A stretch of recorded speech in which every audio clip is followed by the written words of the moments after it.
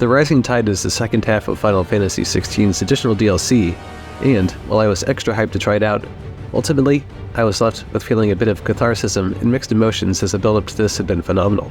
In this video, we'll examine the story and its overall lore ramifications, any new changes added into this DLC expansion, and then I'll finish up with my closing comments and why this provided a fitting end to Final Fantasy XVI.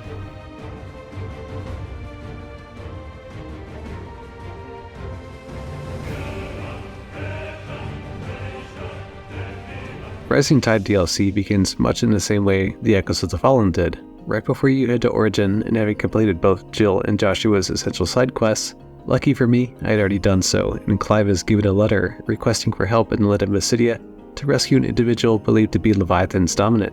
So, after you've gone to Northreach to find out more about this request, you scrounge around the tent along the shoreline to prompt a requester to appear. We then find out that this person is named Shula, a tributary of Mysidic and final haven from the modes of water. My initial reaction was that Mysidic would be a mystical and beautiful region, as it was untouched by the Blight and not many know about it. This is true upon our arrival with Shula, as the scenery was breathtaking, not so dark and gloomy like we are accustomed to with Echoes of the Fallen, and just before heading to Origin in the base game. Mysidic to me is also a nice reference and callback to Final Fantasy IV and many other subtle references sprinkled into the game by the developers. Lore-wise, Mysidic offers us some insight into Leviathan, as the tribe is believed to have spawned the dominant of Leviathan. The fall of Drake's Eye seemed to have concurrently created the Surge event in Mysidic and was created by Leviathan in an act of rage. As a result of this act, the dominant of the Leviathan and Leviathan itself are trapped within. This premise sounded really cool to me, and you guessed it, Clive, Jill, and Joshua have to go and rescue the dominant from itself more or less. We are off to an intriguing and promising start so far. Once arriving at our destination, I want to emphasize how beautiful the landscapes are, especially coming from how dark and mechanical they were in Echoes of Fallen. It really felt like you were in a magical place off the beaten path. Haven also introduced us to a bit of lore in regards to Clive, Jill, and Joshua, who are only aware of the Gregorian accounts, which they were led to believe the Blight had pushed them inland, which isn't correct. We also learn about the story behind Wallius, who is in fact a baby, and the dominant of Leviathan. For me, I was hoping that the dominant would have been the girl who saved Dion in the base game, since that would have been a cool extra layer, but that was not meant to be. Interestingly, this baby hasn't aged at all, as they are essentially locked in time and suffering. Wallius was also the son of Shula's great-grandfather, and unfortunately the community sought to use his powers for nefarious means. The Surge itself was set to destroy the village had they not set a time-freezing spell on Wallius, keeping everything as we see it now. What was even more crazy to me was when you finally get to the area where Wallius is, and there's drops of water suspended in the air, and everything is just quiet and at a standstill. It felt really creepy, and it helps underscore the strength of what lies ahead with the dominant and the Leviathan. The poor child really never had a chance in life, and it's up to Clive to help him out. Much as we have seen before, Clive takes the essence of Leviathan from Wallius, and it only serves to awaken its rage once again. You even get to test your new powers with some smaller scale enemies to learn the nuances of the icon, which, once I quickly figured out how to do it, I never used a gear loadout without it.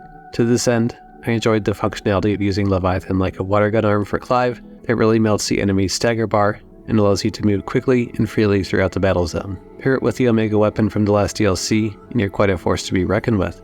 Since Wallius is not yet free from his prison, Shula gives us even more of a lore background on Leviathan and her people. Basically, they are branded as heretics by the Gregorian Church and tried to exterminate her people 70 years ago when they wouldn't renounce their faith, and brought them to the north where they learned how to make mother crystals much in the way the Fallen were trying to achieve. They sought to harness the power of divinity and used Wallius as their means to an end. Leviathan would have destroyed everything had they not stopped time in the ruins. I like how the lore was laid out for us to this point. Unlike in Echoes of the Fallen, it was more based on discovery, and there really wasn't too much actual storytelling. So to this point, it was a welcome change. Another interesting nugget of information is the witch who lived on the highest peak, who was the one responsible for casting the spell of time, though it was without her consent. She was then exiled, and some in the community perceive her to be related to Jill in some way, but I do not share this thought. Shula's ancestors also created a mother crystal and had hoped it would remain for all time. They had hoped it would bring peace and prosperity to her people who had endured much suffering, though it did not go quite as planned.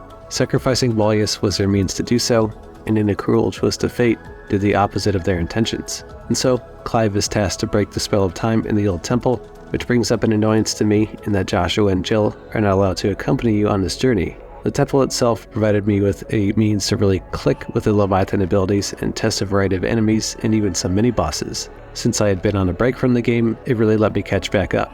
Speaking of mini-bosses, the Huraidmar and Master Tonberry gave me a bit of challenge in using the Leviathan icon. It just felt so right as I glided effortlessly across the arena, melting their stagger bars in these fun little mini-battles. Atop the bear, you really feel a sense of unease as Clive and Jill are both aware of a familiar feeling within the ether. They believe that the bear still has the power of Issei the Witch, who Jill also believes is a former dominant of Shiva. And of course, why couldn't Shiva freeze time after all? It makes sense, right? Though I must admit, I was hoping to be able to have a battle with Issei rather than her timekeeper companion. Nonetheless, it's an exciting battle that really pushed you to utilize your full toolkit since they were a really aggressive boss. Its second phase was even more aggressive and relentless and really never gave me a moment to think. If I hadn't relied on Leviathan's abilities as much as I had, this quick movement speed, I definitely would have gotten destroyed more quickly at every opportunity. I also found it interesting that there was so much ether tied to the spell. It took both Shula and Jill to break its hold, and then Ultima is somehow aware of the whole event and calls Leviathan his most profaned fragment. He also seems glad that Clive has set it free and is not really worried about his own well-being, and calls Clive his servant of God. Now comes the really epic part, the battle with Leviathan. Continuing one of the game's strong points with the icon battles, let me tell you that Leviathan nailed it from start to finish.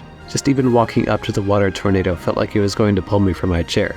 Getting even closer, you almost felt like Clive was about to prime before getting into the tornado, and it was definitely a gripping moment that felt really cinematic.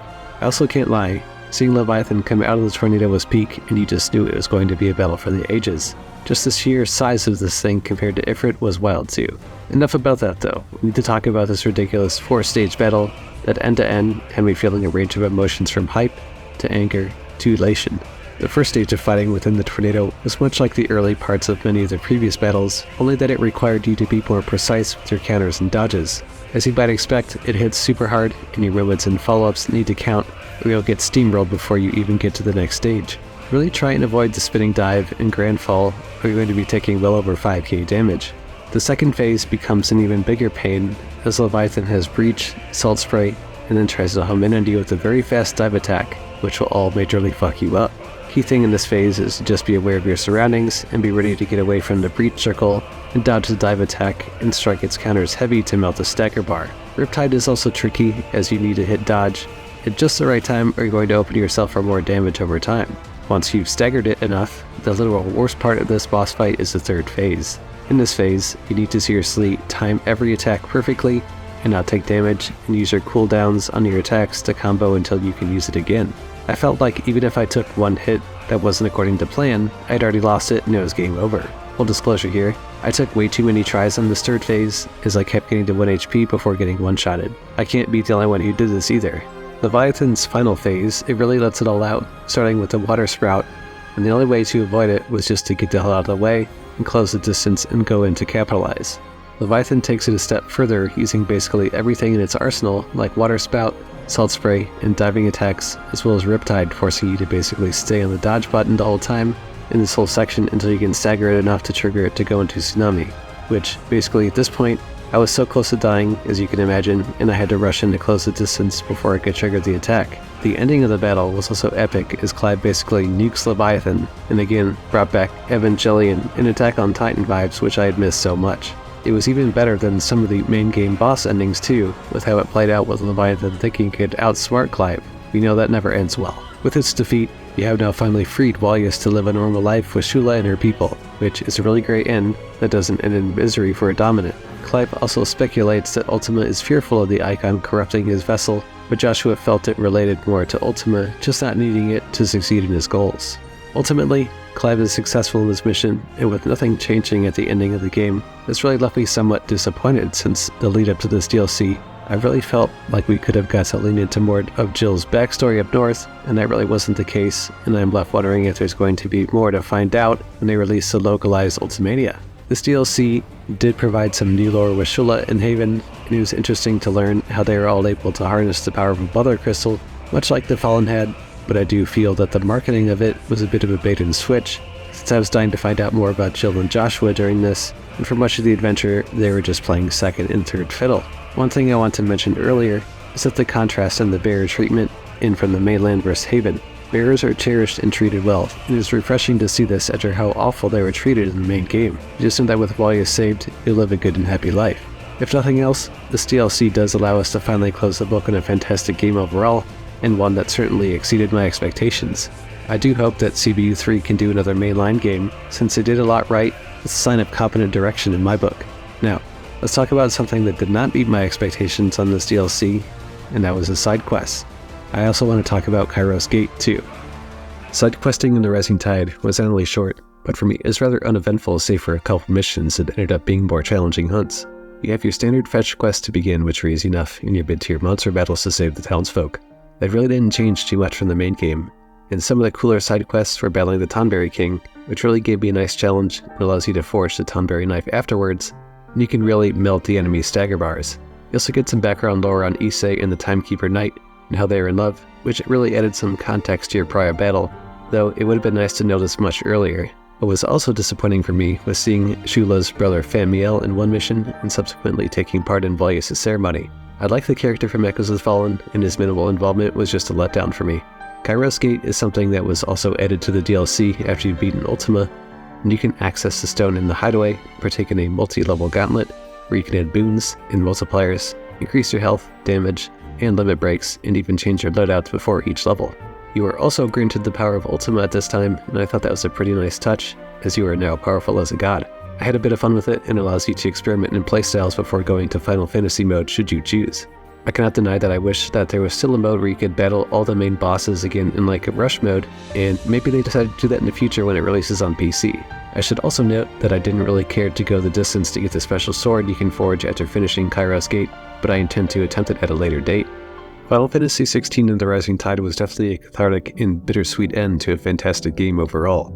After it's all said and done, I really felt that the developers closed the book on this game, and I don't expect them to do any extra DLC that'll be story related. That said, I'd like to see them drop a boss rush mode that doesn't force the player to go through the chapters in full just to reach the boss again. Rising Tide was also great at fleshing out the world more with your trip to Mysidia, even if the lore was a little light for my liking. Kairos Gate was also a nice thing for the player to do, and really allows you to build your combat skills more, with some nice challenge layers added to it. I will look back fondly on my time spent with Final Fantasy XVI, and its cast are some of my favorites in the franchise, and Clive is definitely even cooler now post-DLC. It still also seems this game is getting too much hate within the community, and it may be something that I just don't understand, since it was my game of the year upon release. I will never forget the magic of the boss fights this game has provided me, and I personally don't think any new Final Fantasy can really live up to the scale of 16's, but time will tell. If you're still on the fence about this DLC, I highly recommend buying the expansion pass if you haven't, and come along for the ride. If you've enjoyed the video, please like and subscribe, and I'll catch you on the next one. SourceFilter17, out.